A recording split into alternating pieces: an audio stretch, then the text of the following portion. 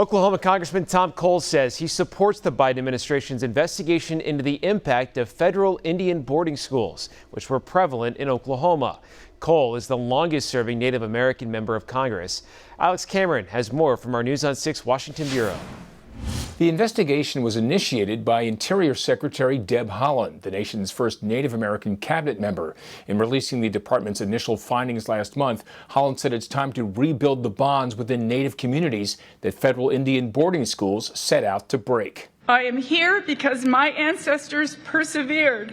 Well, Deb and I have a very good friendship. We worked together on a lot of Native American issues when she was in the House. And Congressman Tom Cole, a member of the Chickasaw Nation, says Haaland is right. These schools, which operated from 1819 all the way up to 1969, have a troubling legacy. A lot of the children sent there did not go there by choice.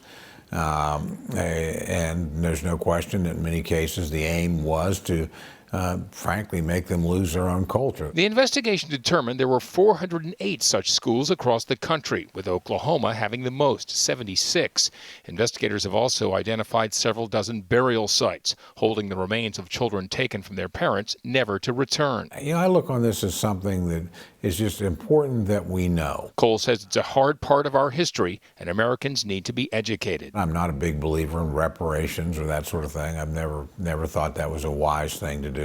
But knowing what different groups have gone through, helps make sure that we never do that again. Now, there's been no suggestion by Secretary Haaland that financial reparations are in order. She did announce plans for a year-long healing tour where American Indian, Alaska Native, and Native Hawaiian survivors would get the opportunity to share their stories.